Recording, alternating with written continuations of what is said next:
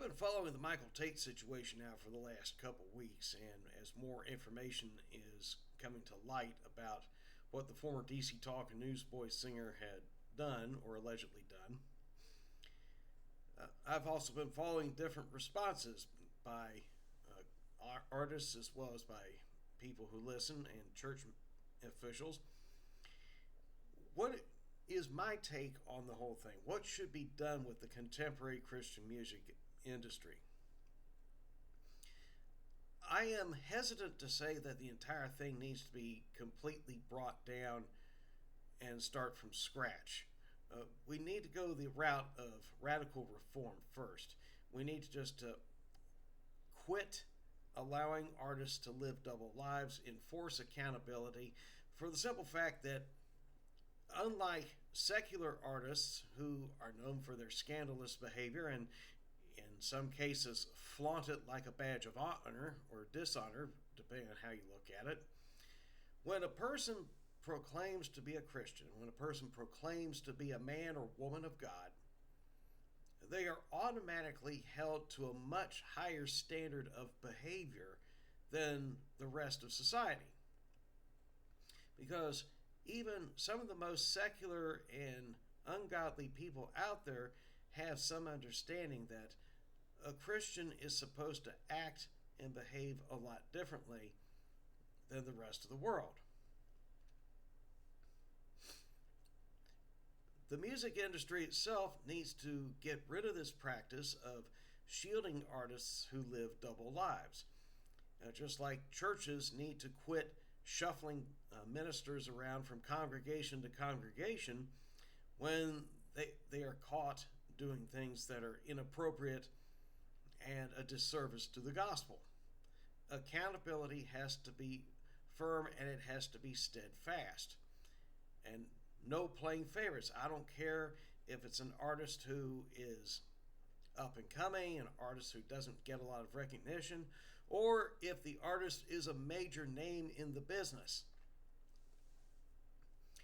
If that person is doing things that are inappropriate and a disgrace to the gospel, then they must be held accountable. They should be pulled from their record label. Their concerts no longer sponsored and everything else. I mean, a message has to be sent and it has to be a consistent message. Now,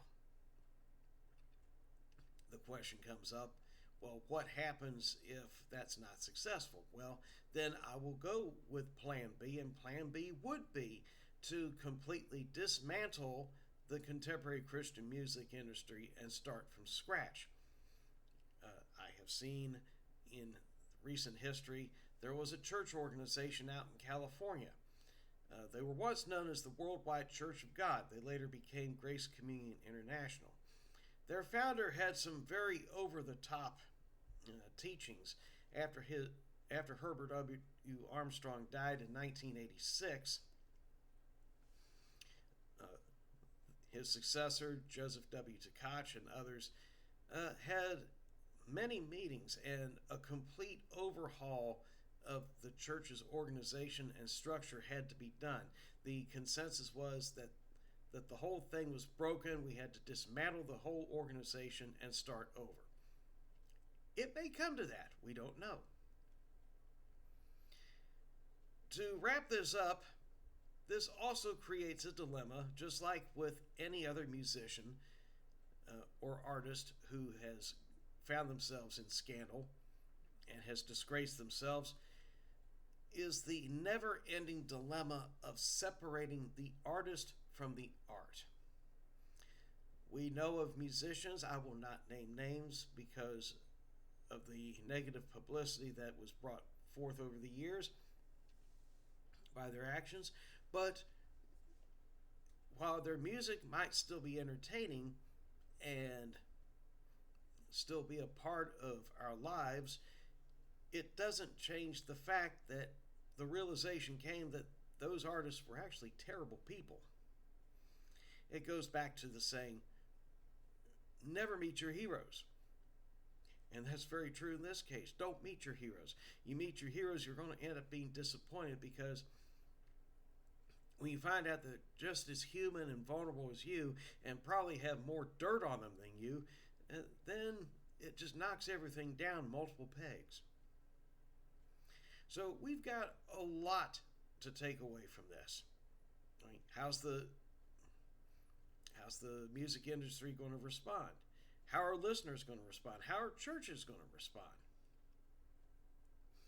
You know, churches in general are going to have to rethink how they set up their praise and worship programs, because some of the songs that they included on their programs were by these very same artists who disgrace themselves. So, where do we go? That's where, as believers, we need to seek God and turn to Him for the answers, and not, uh, what popular opinion might be. So there's a lot to unpack on this, and thank you for listening.